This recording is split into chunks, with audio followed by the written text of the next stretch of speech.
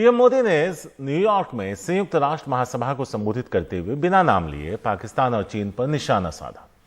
PM ने कहा कि आतंकवाद को हर हाल में रोकना ही होगा। यह सुनिश्चित करना जरूरी है कि अफगानिस्तान की धरती का इस्तेमाल आतंकवाद के लिए ना हो।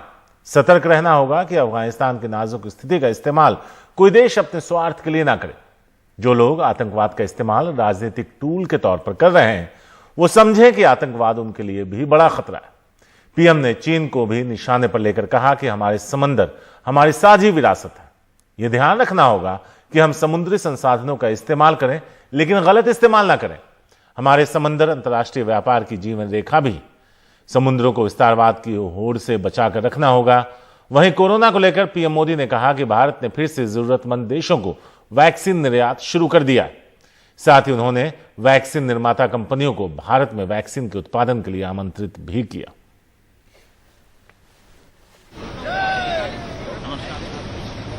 Good morning, friends.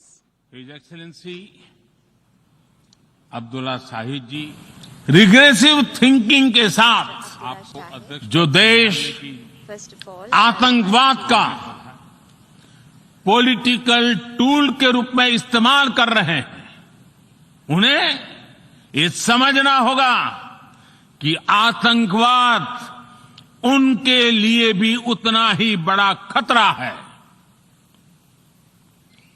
ये सुनिश्चित किया जाना बहुत जरूरी है कि अफगानिस्तान की धरती का इस्तेमाल आतंकवाद फैलाने और आतंकी हमलों के लिए न हो। हमें इस बात के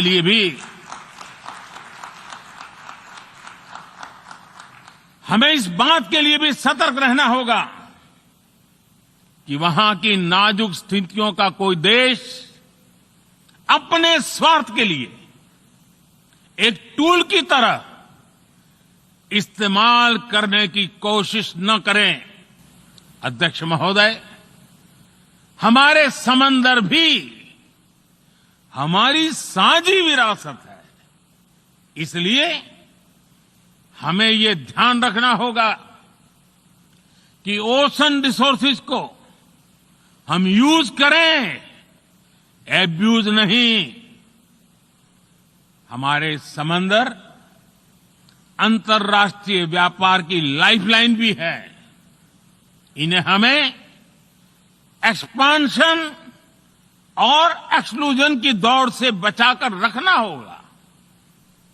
रूल बेस्ड वर्ल्ड ऑर्डर को सशक्त करने के लिए अंतर्राष्ट्रीय समुदाय को एक सुर में आवाज उठानी ही होगी। भारत ने दुनिया की पहली डीएनए वैक्सीन विकसित कर ली है, जिसे 12 साल की आयु से ज्यादा के सभी लोगों को लगाया जा सकता है। एक और mRNA वैक्सीन अपने डेवलपमेंट के आखिरी चरण में है। भारत ने एक बार फिर दुनिया के जरूरतमंदों को वैक्सीन देनी शुरू कर दी है। मैं आज दुनिया भर के वैक्सीन मैन्युफैक्चरर्स को भी आमंत्रित करता हूं, कम make vaccine in India. Corona महामारी ने विश्व को यह भी सबक दिया है कि वैश्विक अर्थव्यवस्था को अब और अधिक डाइवर्सिफाई किया जाए। इसके लिए ग्लोबल वैल्यू चेन्स का विस्तार आवश्यक है। हमारा आत्मनिर्भर भारत अभियान इसी भावना से प्रेरित है।